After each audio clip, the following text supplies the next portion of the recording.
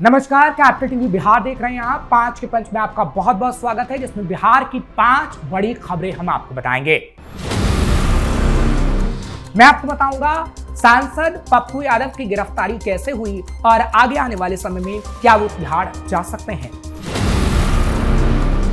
मैं बताऊंगी राजद के 50 से ज्यादा नेता छोड़ेंगे पार्टी और अब जेडीयू में शामिल होंगे। मैं आपको बताऊंगी किसने कहा बिहार सरकार को बदनाम कर रहे हैं माँ बेटे। मैं आपको बताऊंगी देश के सैनिकों के परिवारों को मिलने वाले बड़े तोहफे के बारे में। मैं आपको बताऊंगी कि क्यों सवालों के कटघरे में है बिहार सरकार की 3C।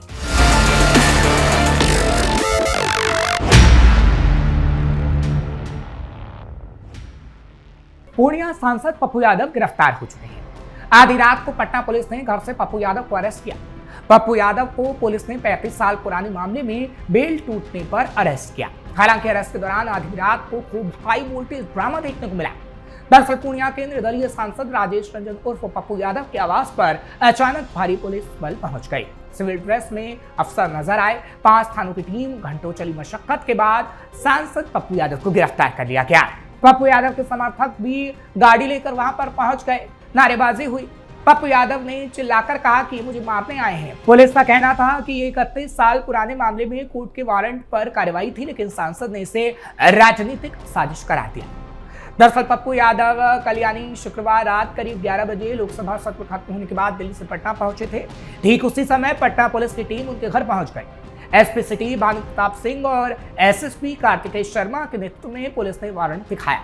सांसद पप्पू यादव ने दावा किया कि पुलिस ने गिरफ्तारी का वारंट नहीं दिखाया, सिर्फ संपत्ति कुर्की का कागज निकाला।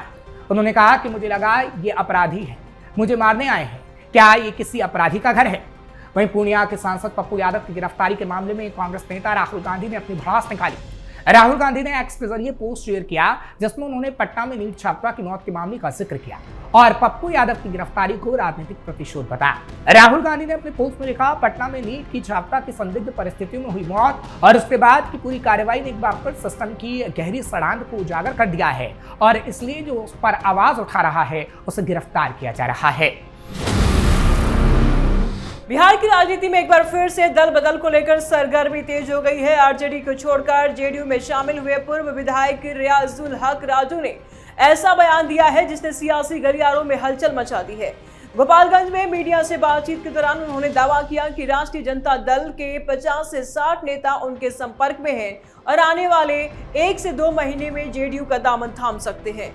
उनके इस दावे को बिहार की राजनीति में बड़े घटनाक्रम के तौर पर देखा जा रहा है।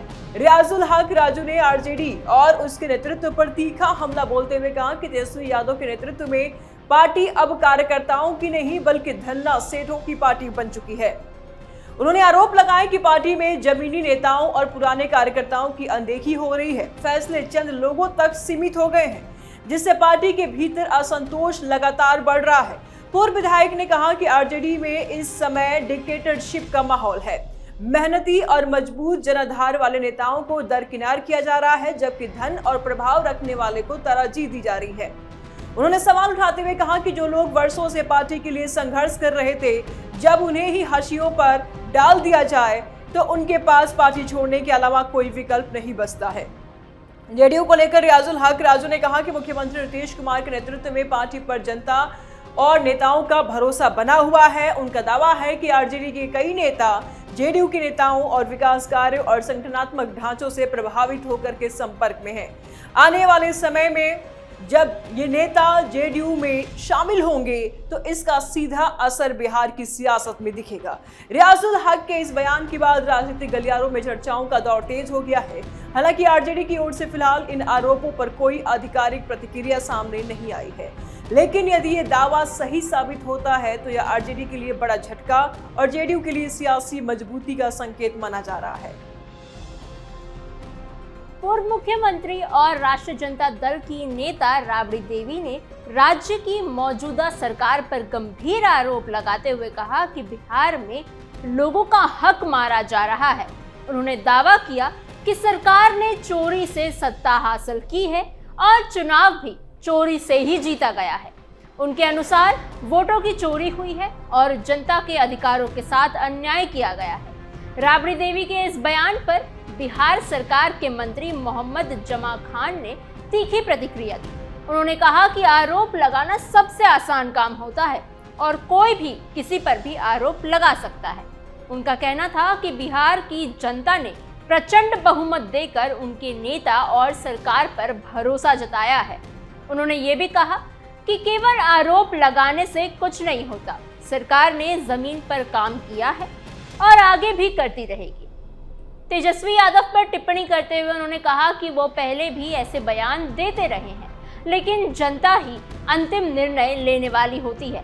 वहीं बिहार के उप मुख्यमंत्री सम्राट चौधरी ने भी राबड़ी देवी के आरोपों पर सख्त रूप अपनाते हुए कहा कि बिहार में अपराधियों के लिए कोई सुरक्षित जगह नहीं है। उन्होंने कहा कि जो लोग बाहर जाकर छिपने की कोशिश कर रहे हैं, बिहार पुलिस वहां भी पहुंच रही है। उनका कहना है कि अपराधी कहीं भी हो, उन्हें गिरफ्तार कर जेल भेजा जाएगा। उन्होंने राबड़ी देवी से नाम बताने को कहा और आश्वासन दिया कि जिस पर भी आरोप होगा उसके खिलाफ 24 घंटे के भीतर कार्रवाई की जाएगी। लोक जनशक्ति पार्टी रामविलास की सांसद शांभवी चौधरी ने भी विपक्ष के आरोपों पर प्रतिक्रिया दी। उन्होंने कहा कि सरकार ने महिलाओं को सशक्त बनाने के लिए कई योजनाएं लागू की हैं और इनका लाभ जमीन पर दिख रहा है। उनके अनुसार इन योजनाओं पर सवाल उठाना महिलाओं की सशक्तिकरण को कमतर आंकने जैसा है।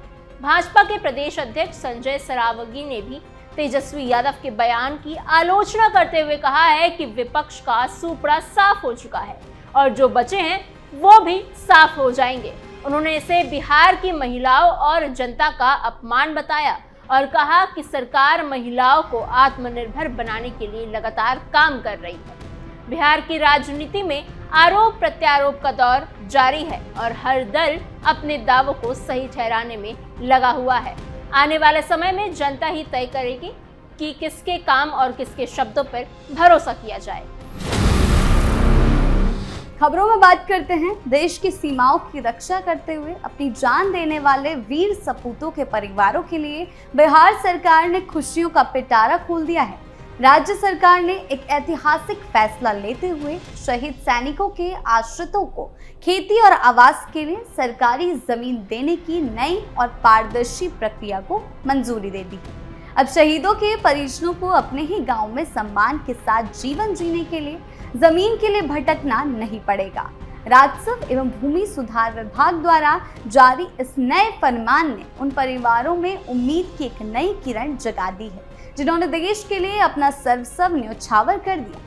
विभागीय निर्देशों के अनुसार शहीद सैनिकों के घर वालों को जमीन उनके गृह जिले और गृह प्रखंड में ही दी जाएगी ताकि परिवार सामाजिक और पारिवारिक परिवेश से जुड़ा रह सके।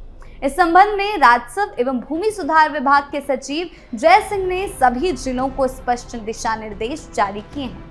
जमीन की बंदोबस्ती ग्रामीण क्षेत्र की सरकारी और विवाद मुक्त भूमि पर ही की जाएगी।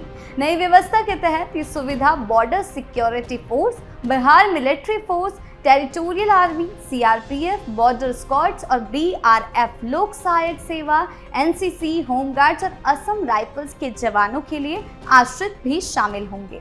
इसके लिए संबंधित बोर्ड की अनुशंसा और 6 माह की संतोषजनक सेवा का प्रमाण पत्र जरूरी होगा। निर्देशों के अनुसार भूमि बंदोबस्ती के बाद आश्रितों से सलामी तो ली जाएगी, लेकिन पहले 5 सालों तक कोई वार्षिक लगान नहीं देना होगा। सरकार का मानना है कि इससे शहीद परिवारों को आर्थिक रूप से स्थिर होने का समय मिलेगा और वो सम्मान पूर्वक जीवन जी सकेंगे। विभाग ने ये भी साफ किया है कि अगर आश्रित के पास पहले से निजी आवासीय जमीन उपलब्ध पाई जाती है तो उसे इस योजना का लाभ नहीं मिलेगा। इसके साथ ही आश्रित का बिहार का स्थायी निवास होना जरूरी है। उप मुख्यमंत्री सह राजस्व एवं भूमि सुधार मंत्री विजय कुमार सिन्हा ने कहा कि राज्य सरकार शहीद सैनिकों और उनके परिवारों के सम्मान के लिए पूरी तरह प्रतिबद्ध है। ये निर्णय शहीदों और उनके परिवारों के प्रति संवेदनशीलता का एक स्पष्ट संदेश देता है। बिहार में भ्रष्टाचार को लेकर एक बार फिर से बड़ा सवाल खड़ा हो गया है।